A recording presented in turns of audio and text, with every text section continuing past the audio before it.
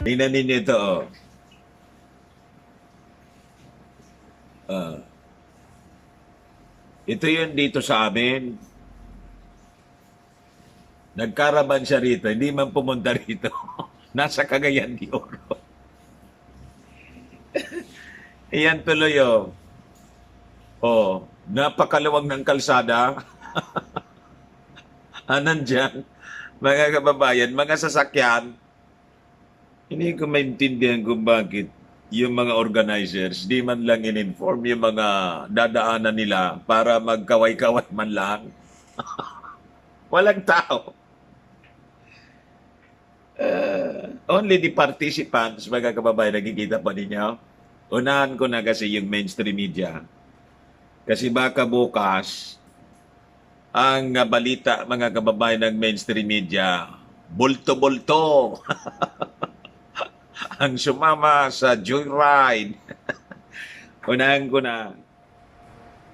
Tingnan niyo pa, may nakita kayo sa kalsada, sa labas, na mga tao. Pero, ano makita po ninyo? Actual yan, oh. Dito yon sa Albay. Iwan ko sa ibang provinces. Eche ko kung may crowd man lang. Mga kababayan. And sa Cebu, pakita ko din sa inyo yung sa Cebu. As reported by Inquirer, pare-parehas po ang crowd po, invisible crowd.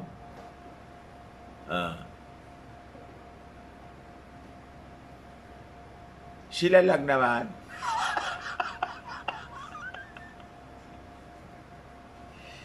Dito, look, the Cebu for LENI Caravan has begun on Saturday afternoon, which is joined by various multi-sectoral groups. Matindi talaga gumawa ng kwento yung mainstream media. Nasaan si Lomi? Si Lomi po, as reported by Rappler, andito si Lomi sa Cagayan de Oro City. Look, 6 hours ago.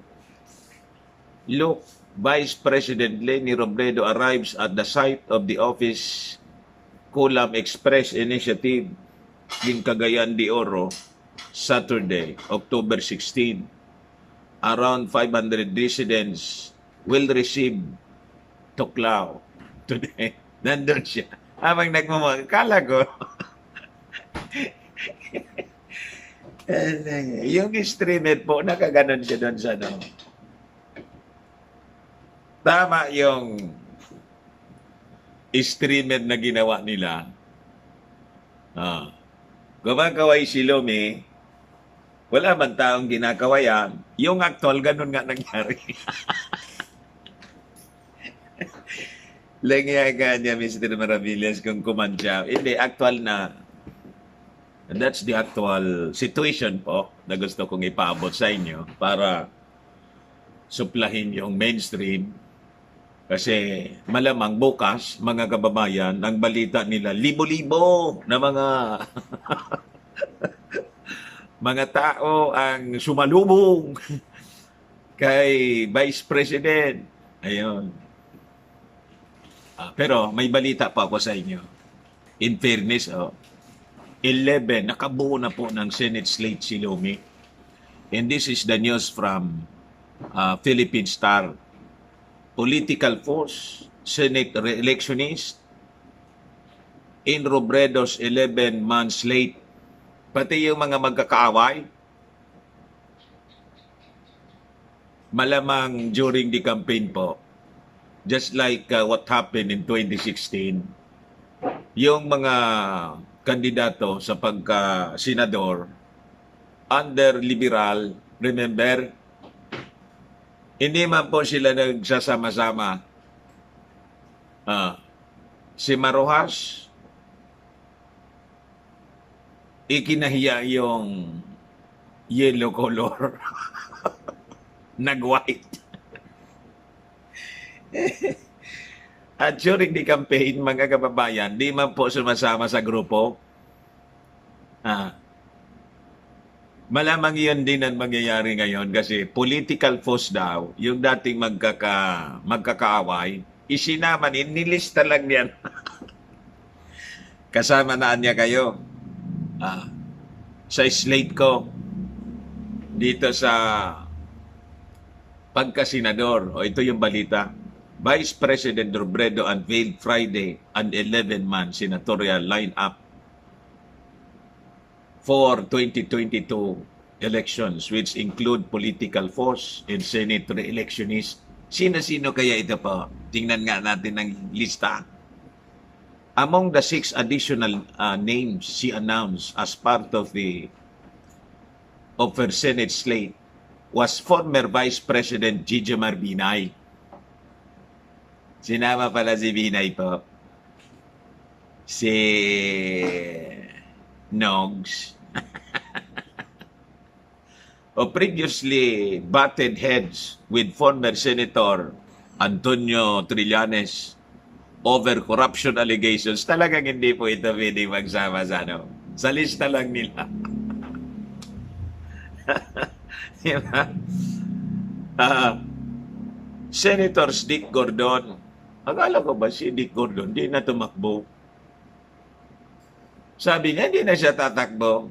Nag-file pa rin pala siguro. And Laila de Lima, who clashed during the Senate probes in drug-related killings in 2016, are also featured in Robredo's ticket. Nalito naman ako kay Senator Dick Gordon. Di ba nagsabi ka hindi ka na magpa-file? Bakit kandidato ka pa rin? Dito sa balita ngayon, no? Gordon, Senate Majority Leader Mig Subiri, and Senator Joel Villanueva also voted to oust de Lima as chairperson of the Senate Justice Committee. In 2016 are also on Robredo's senatorial lineup. De Lima as Justice Secretary filed a complaint against Villanueva. Magkakaaway po. Over his alleged misuse of the Priority Development Assistance Fund o yung pork barrel. Robredo acknowledged that there were past disagreements among some members of her Senate slate but said they all agreed to unite for shared aspirations for the country. Tingnan natin, mga kababayan, kung totoo. Ang sinishare namin ngayon, yung aspirations para sa bansa natin. Kinopya mo na naman yung script ni BBM. Sabi mo, kumandidato kayo para labanan lang si Marcos. Ngayon, nang sabihin ni Bongbong Marcos na ako hindi kumakandidato para labanan kung sino man, kundi para ibangon yung ating bansa. Wala talaga kayong sariling gaya-gaya lang talaga kayo, pati kulay gaya. Advice ko sa inyo mga dilawan, para hindi ma-confuse po yung tao. Talagang kino-confuse ninyo mga tao. Bumalik kayo sa totoo ninyong kulay. Bumalik kayo sa dilaw. Kasi, dilaw man talaga kayo. Yung kahit mag-green pa kayo, si Kiko green. Nakita mo yung mangga? Green sa ibabaw, yellow pa rin sa ilalim.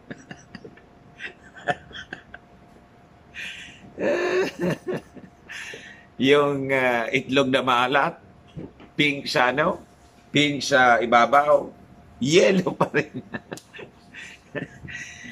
Sabi ko sa inyo. Aspirations daw. Nung kinausap natin sila, yung commitment na makinig, yung commitment na mag-share ng isang lamesa para pag-usapan kung paano magpanday na magandang bukas. Ano nga mga panday na to. Naalala ko si Maruas nang magpanday po, may martilyo. Martilyo king pala siya eh. Di ba? Yung hawak pa lang po ng martilyo, mali na. Ngayon, also in Robredo Senatorial lineup are Senator Risa Hontiveros. Si Cheese. Kasama pala si Cheese, oh. Dilawang Sorsogon Governor Cheese Escudero, former Ifugao Representative Teddy Bagila, and lawyers Chel Jokno and Alex Lacson. Ito yung mga naunang na-shot. O ngayon, medyo marami-rami mga kababayan yung kaya practicein na natin yung dribble.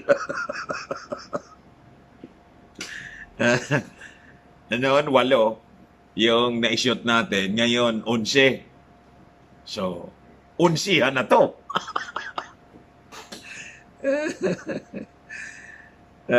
Binay, Gordon, Villanueva, and Subiri have been included in the tickets of Senator Ping Lacson in Manny Pacquiao.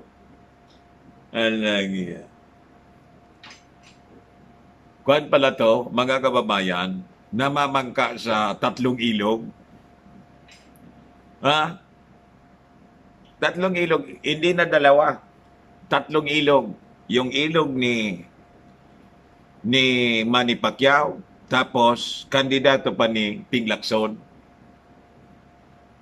Hybrid. Senate Minority Leader Franklin Drilon, who helped in the negotiations for Robredo Senate lineup, said they have agreed that those featured in multiple tickets should not be supporting any particular presidential candidate. Kasama sa slate, pero hindi man pala sila mga ngampanya para sa Pangulo kasi multiple yung because sa inyo, multiple yung alliance nila. Ang slate na to. Robredo said consultations with various groups are underway to determine who would be the last person to complete her Senate lineup. Kasi 12 siya. She said that she wants the 12 candidate in her ticket to be a representative of the marginalized sector, in that among the 4 or 5 nominees of this slot are former Bayan Muna Representative Nery Colmenares, si Calamares. Alam siya na.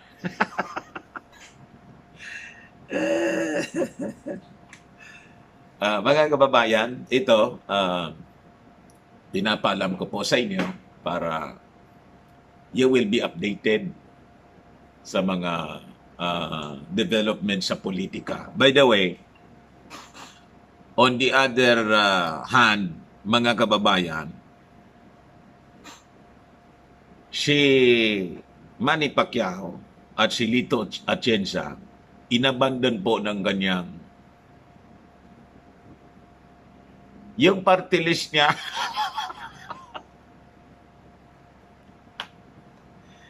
Sabi ko sa inyo, ito, a significant number of Buhay Hayaang Yumabong Buhay Party List members have withdrawn their support for Jose Lito Atienza Jr., the running mate of presidential aspirant Senator Emmanuel Manny Pacquiao. Di ba si Lito Atienza, mga kababayan, congressman siya representing the party list Ang Buhay. Abandon si po. In a letter addressed to Atienza dated September 23, matagal na pala to.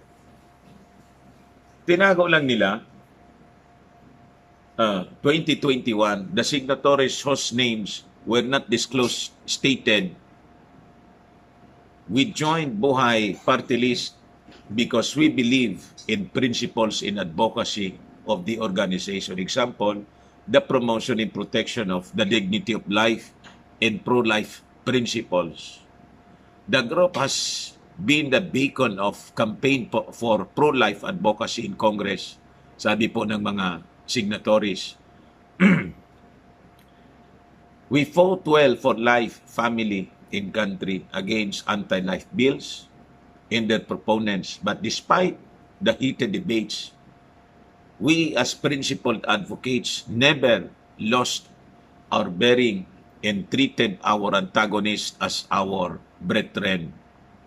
They recall that when Buhay was formed 21 years ago, Atienza approached Brother Mike Velarde, the leader of El Shaddai, and offered to be the party list first nominee because it was his last term in Congress. Velarde granted the request with the condition that Velarde would choose the first nominee in succeeding the elections. In last May 27, Buhay Board of Directors met with Atienza to discuss the party list preparations for the 2022 elections. We discussed in the said meeting the intent of Buhay Party List, sabi po rito, to participate in the 2022 national elections, to the desire of Brother Mike to participate in the nomination of board members of the party list, to which party list chairman Atienza acceded and said he would visit Brother Mike and discuss the matter. On June 4, Atienza and Councilor Erwin Chieng visited Velarde to discuss the selection of the party list nominee. The talks ended in deadlock. The signatory said, Brother Mike invoked the agreement that has been the practice since the establishment of the party list and further reiterated in the 2019 arrangement. The first seat is reserved for his choice. Atienza insisted he keep the privilege of nominating the first seat to continue the work he will lead.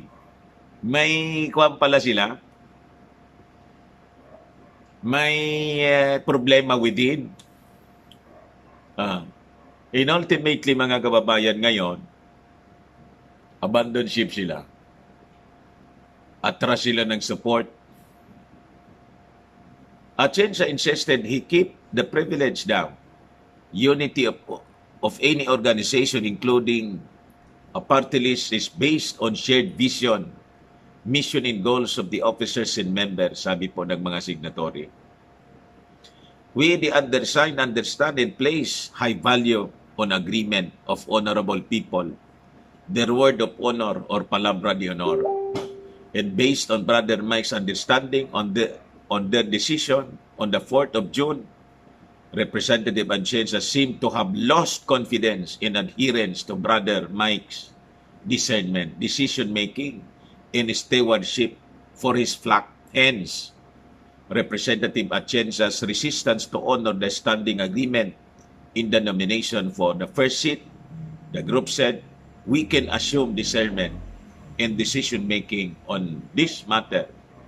What we can prevent him from totally disregarding Brother Mike's guidance as said servant on the other issues in concerns to our advocacy and legislative agenda. And so, mga kababayan, nag-decide yung Buhay Party List to abandon, withdraw support in abandon Lito Atienza, pati na siyempre damay si Pacman. Yan po ang balita.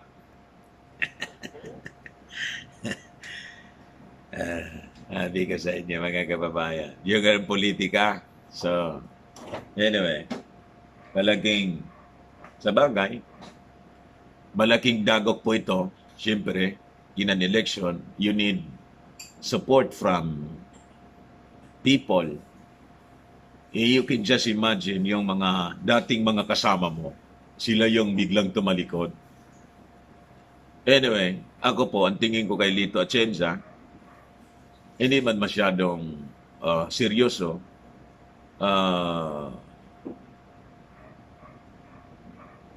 Seryoso manalo. O na, sa bibig niya mismo mga kababayan ang galing, sabi niya, huwag anya ninyo akong iboboto. Kung hindi kayo boboto, kay Manny Pacquiao, huwag na ninyo akong iboto.